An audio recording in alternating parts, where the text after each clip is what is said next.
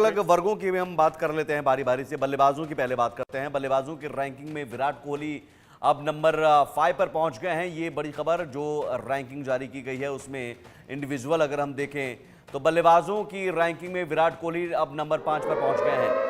कोहली ने पाकिस्तान के खिलाफ चैंपियंस ट्रॉफी मैच में शतक लगाया था। विराट कोहली ने पाकिस्तान के खिलाफ सेंचुरी लगाई और उस सेंचुरी की वजह से जीत हासिल हुई और इस प्रदर्शन का फायदा उन्हें रैंकिंग में मिला।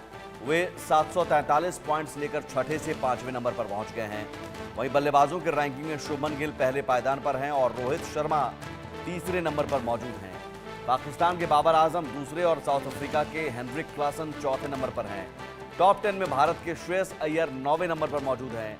वहीं गेंदबाजी की बात करें तो गेंदबाजी की रैंकिंग में कुलदीप यादव नंबर 3 पर मौजूद हैं।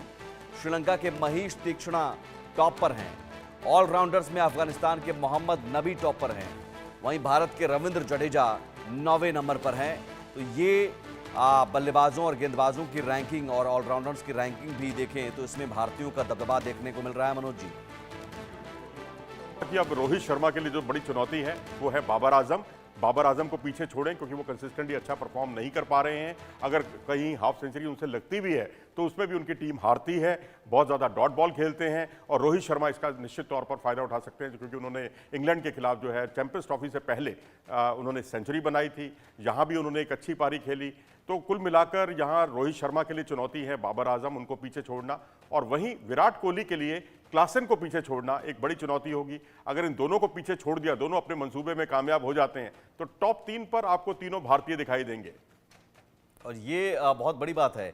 लेकिन यहाँ पर सबसे पहले मैं शुभमन गिल का जिक्र करूंगा। शुभमन गिल, मुझे लगता है कि अब जो शुरुआत में कोई खिलाड़ी आता है तो आप कहते हैं कि नया लड़का आया है, लेकिन नया लड़का अब मैच्योर हो गया।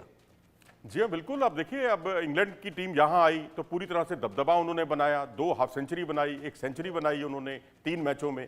इससे ज़्यादा कंसिस्टेंट परफॉर्मेंस क्या हो सकता है। उसके बाद चैंपियंस ट्रॉफी शुरू हुई, आते ही बांग्लादेश के खिलाफ जो है न सिर्फ सेंचुरी बनाई बल्कि बतौर ओपनर मैदान पर उतरकर मैच को जिताकर वापस लौटे। तो ये शुभमन गिल जो है कहीं ना कहीं राहुल द्रविड़ की याद ताज़ा कराते हैं। भारत की दीवार कह लीजिए आप इन्हें। बहुत मोस्ट कंसिस्टेंट प्लेयर हैं और जो पहले फंसते थे जिन गेंदों पर, अब उस पर वो ज़्यादा कॉन्फिडेंट हो गए हैं। तो तकनीकी तौर पर जो उनकी खूबियां हैं वो उजागर हुई हैं। तो मैं समझता हूँ गिल जो है आने वाले समय के बेताज बादशाह बने रहेंगे, ऐसा मेरा विश्वास है। और क्लास, ज़बरदस्त क्लासिक शॉट उनके रहते हैं, उसमें तकनीक आप देखें तो मुझे लगता है कि बहुत खूबसूरती से वो बॉल को बाउंड्री भी भेजते हैं। तो आप स्मूथली, ऐसा लगता ही नहीं कि बैट पर बॉल लगा हो। जी हाँ, बिल्कुल। अगर उनके जो शॉर्ट आर्म जैब हैं और ये बिल्कुल दुनिया में अनोखे हैं, मैं कहूँगा। ज़रूरत पड़ती है तो वो स्पिनर्स के सामने स्टेप आउट भी बहुत अच्छे तरीके से करते हैं। कवर, मिड विकेट, यहाँ तो शॉट लगाते ही हैं। मैं समझता हूँ कि ऐसा कोई शॉट नहीं है जो उनके पास ना हो, और ज़रूरत पड़ने पर वो कट शॉट भी खेलते हैं जो अमूमन विराट कोहली नहीं खेलते। तो ये कुछ खूबियां हैं। अपनी ऊंची कदकाठी का भी वो फायदा उठाते हैं। तो शॉट्स में ताकत है और नफासत भी है, और जो गेंदबाज के हिसाब से रणनीति बनाने की कला है। बैकफुट के बहुत अच्छे प्लेयर हैं, ये मानना पड़ेगा, जो कई हमारे प्रमुख खिलाड़ी नहीं हैं। लेकिन इनके अंदर जो इनका खास तौर पर जो शॉर्ट आर्म जैब है, वैसे शॉट खेलते हुए मैंने हाल के वर्षों में तो किसी भारतीय को नहीं देखा। चलिए, ये अच्छी बात है आपने जो जिक्र किया कि तीसरे नंबर पर बाबर आजम, दूसरे नंबर पर और चौथे नंबर पर क्लासन। अगर ये दोनों पिछड़ जाएं तो टॉप 3 बल्लेबाज जो है वो भारतीय ही रहेंगे। शुभमन गिल, रोहित शर्मा, विराट कोहली।